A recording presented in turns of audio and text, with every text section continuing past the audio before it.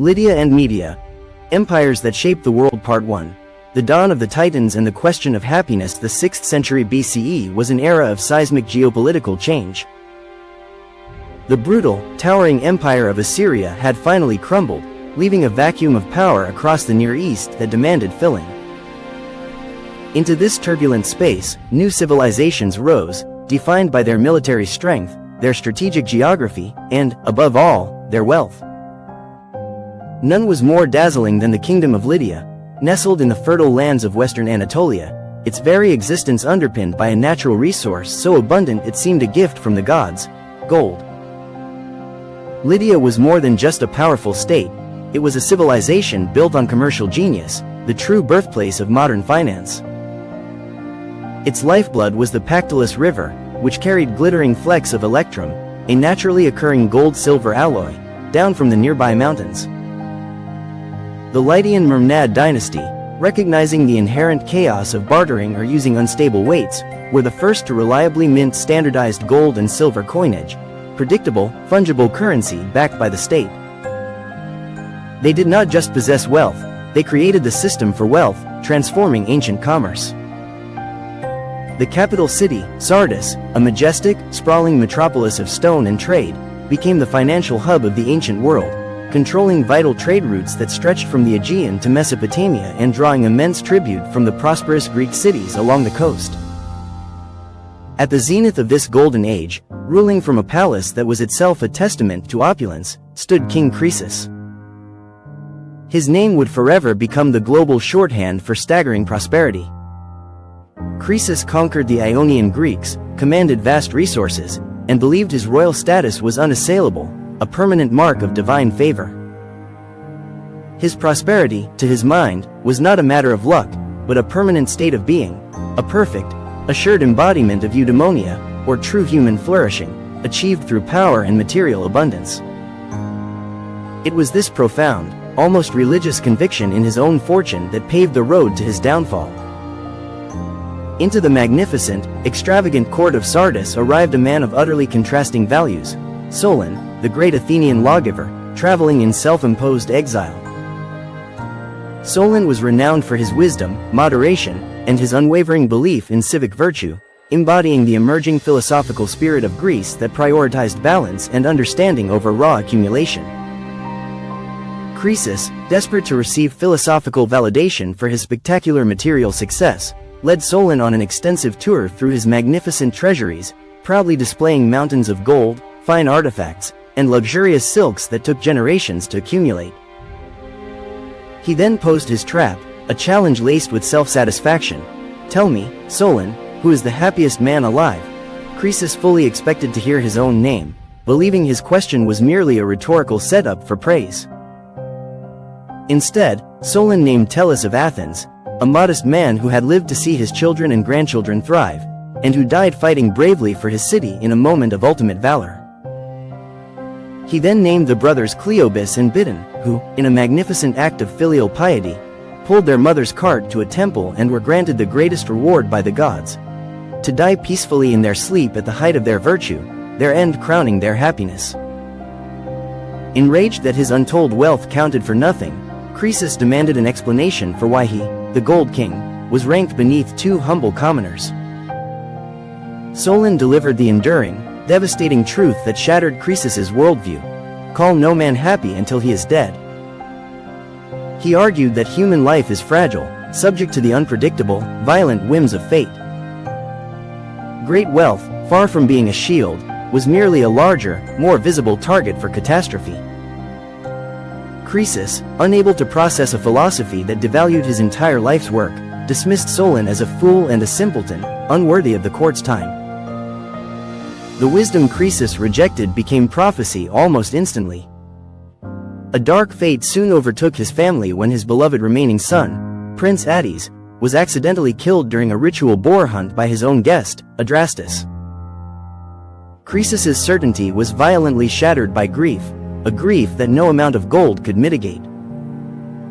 The philosopher's warning, that the most fortunate man is simply the one whom the gods have not yet struck, was tragically fulfilled, but the king's fundamental hubris remained intact, now twisted into a desperate quest to control the future. Part 2. The eruption of hubris and the fatal oracle. While Croesus wrestled with private sorrow, the geopolitical earthquake Solon had vaguely foreshadowed struck the eastern horizon with sudden, cataclysmic force. The vast Median Empire, Lydia's established neighbor and counterweight, was suddenly and violently overthrown, not by an external foe, but by a rising star from within its own ranks. Cyrus II, ruler of the vassal Persian tribes. Cyrus, a brilliant military genius, charismatic strategist, and masterful diplomat, had overthrown his own grandfather, Astyages, and unified the Median territories into the mighty, aggressive, and dynamic Achaemenid Empire.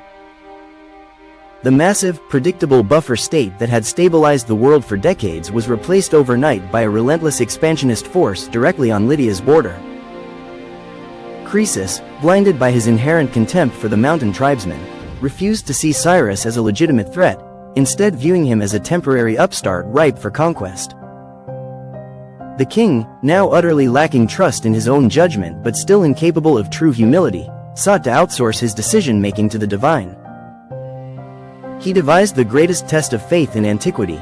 He sent envoys to all the famous Greek oracles, Delphi, Dodona, Didyma, challenging them to guess what obscure act he was performing on a specific day, hundreds of miles away.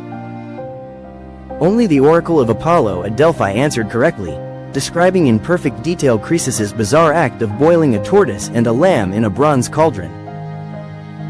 Croesus's faith became absolute, believing only this sanctuary truly spoke for the gods.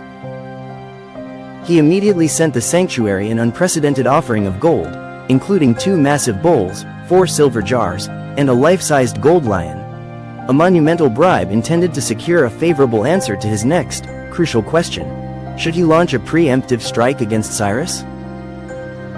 The Pythia delivered the most famous ambiguous prophecy in history, a linguistic trap that exploited the king's pride. If Croesus attacks Cyrus, he will destroy a great empire. Croesus's deep-seated vanity immediately dictated the interpretation. He would triumph, and the Persian Empire would fall. He celebrated this as a guaranteed victory.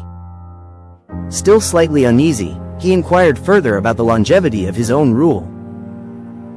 The oracle gave a final, cryptic warning: his throne would fall when a mule ruled the Medes. Croesus scoffed. He saw no half-breeds on the eastern throne. But the prophecy was devastatingly precise. Cyrus was the mule, the son of a Persian father and a Median princess. Croesus chose to ignore the clear warning embedded in the second riddle, his certainty overriding all reason. Convinced of his impending victory and with divine sanction secured, Croesus methodically established a massive defensive shield, forming an alliance of the remaining great powers, the legendary infantry of Sparta, the strategic depth of Babylon, and the vast resources of Egypt. Strategically, this coalition was sound, guaranteeing a prolonged, multi-front war against Cyrus. However, his hubris demanded immediate action. He would not wait for his allies to fully mobilize, convinced that the Delphic prophecy required him to strike first and strike alone. He prepared his armies to cross the Halys River, the boundary between his world and the east, marking the moment when philosophical error gave way to military catastrophe. The arrogant king, armed with gold and a disastrous misinterpretation of divine will, marched toward his destiny. Part 3. War on the Halys and the Strategic Catastrophe. The autumn of 547 BCE saw the Lydian host, a powerful blend of native Lydian cavalry and mercenary Greek hoplites, cross the Halys River into Cappadocia. Croesus had chosen a date and time that suited his personal ambition, not sound military logic. He immediately engaged in hostile action, raising a town near the Persian frontier to draw Cyrus out. The stage was set for a decisive confrontation. Cyrus, responding with breathtaking speed, gathered his forces. The 2 great armies met near Pteria.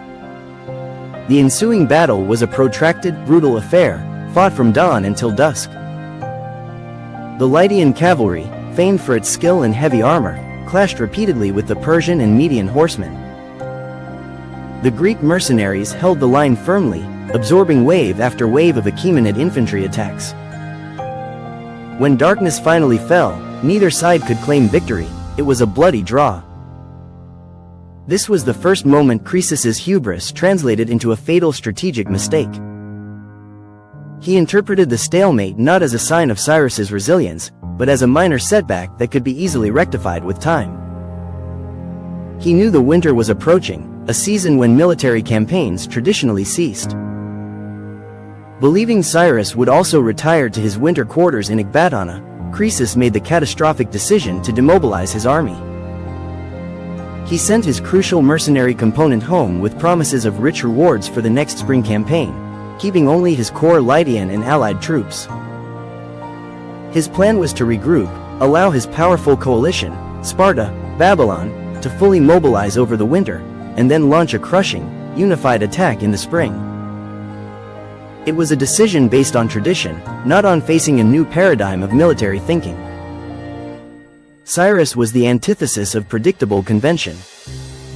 Observing Croesus's withdrawal and demobilization, Cyrus saw an opportunity that transcended all established military rules. He refused to retire. Instead, he launched a sudden, relentless, forced march through the winter lands toward the undefended Lydian capital, Sardis. The distance was immense, the timing unprecedented, and the speed unnerving. Croesus was caught completely by surprise. He had barely settled back into his golden palace when messengers arrived, breathlessly reporting that the entire Persian army was camped outside the city walls. Croesus desperately sent pleas to his Spartan and Egyptian allies, but the vast distances meant they could not possibly arrive in time. Croesus was forced to lead the remaining Lydian army out to meet the overwhelming Persian force in the plain before the city. Here, Croesus deployed his great advantage, the famous Lydian cavalry, considered the best in the world. Cyrus, anticipating this reliance on cavalry, unveiled a moment of pure military genius, the camel stratagem. He placed his camels, used as baggage animals, at the front lines, mounted by infantry. The Lydian horses, completely unaccustomed to the sight and the pungent smell of the camels, panicked. The cavalry charge dissolved into chaos as the horses scattered, throwing their riders. The Lydian cavalry was utterly broken, their most potent weapon turned instantly against them. The remaining Lydian forces were pushed back toward the city walls. Croesus was forced to retreat, locking himself and his remaining loyalists inside the impregnable citadel of Sardis. The city was widely considered to be utterly safe. Its acropolis was perched atop sheer, dizzying cliffs, so steep that no walls were deemed necessary for protection. Croesus settled in for a siege, confident that his allies would arrive before the Persians could scale the impossible heights. But Cyrus was patient and thorough. For 14 days, the Persians probed the walls. On the 15th day, disaster struck. A Persian soldier, Hyrodes, observed a Lydian soldier retrieving a helmet that had tumbled down a seemingly inaccessible section of the cliff. Hyrodes noted that the Lydian used a hidden, secret path, known only to a few, to descend and ascend the rocks. That night, Hyrodes led a small, determined company of Persian troops up the unguarded cliff. The impregnable fortress was breached not through force, but through a careless oversight, the very kind of simple, fatal error that arrogance breeds. Sardis fell instantly. The Persian forces poured into the city, overwhelming the confused defenders. Croesus, captured inside his own palace, watched his golden empire crumble into dust in a single afternoon. Part 4. The pyre, the reign, and the legacy. Croesus was captured, stripped of his gilded armor, and dragged before the triumphant Cyrus. The Gold King's life was now measured not in wealth, but in moments. Cyrus ordered a massive funeral pyre constructed. On it, Croesus was laid, along with 14 young Lydian men, destined for sacrifice. This was less an act of cruelty than a traditional method of offering spoils to the gods or an attempt to see if Apollo, who had misled Croesus, would intervene. As the wood was piled high and the flames began to lick the edges of the pyre, Croesus, having lost everything, his kingdom, his army, his son, and his certainty, finally achieved a moment of profound, painful clarity. The full, devastating meaning of Solon's discarded warning crashed down upon him. He had been so rich, so certain, yet here he was, about to die miserably. He cried out, not in fear of the fire, but in recognition of the truth, uttering a single, haunting name 3 times. Solon, oh, Solon. Solon.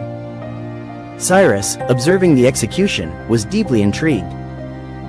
The great king of the defeated empire was not screaming for mercy or his gods, but for a long-forgotten Greek sage. Cyrus commanded the flames to be temporarily extinguished and asked Croesus who this Solon was and what his name signified.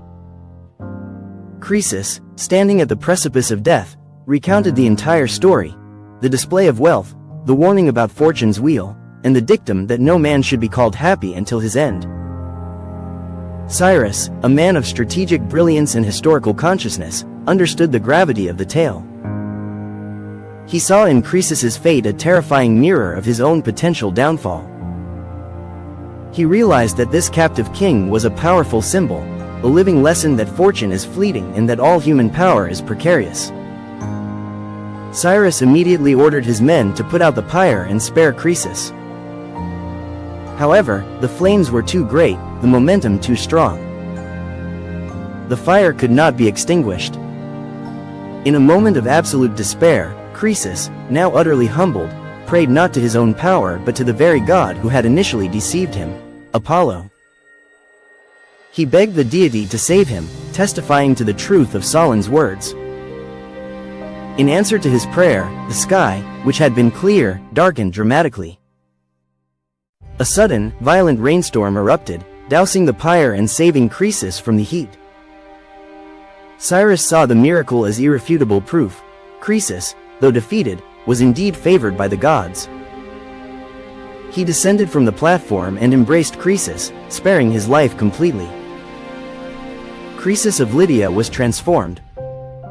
Stripped of his gold and his crown, he was reborn as a man of wisdom. Cyrus, recognizing the tremendous value of a man who had faced the pinnacle of fortune and survived its complete reversal, kept Croesus not as a captive, but as his trusted royal advisor. The fall of Croesus was far more than the conquest of a kingdom, it was a watershed moment in history. It cemented the dominance of the Achaemenid Empire, opening the door for its expansion westward and setting the stage for the coming clash with the Greek world. But its enduring legacy lies not on the battlefield, but in the realm of philosophy.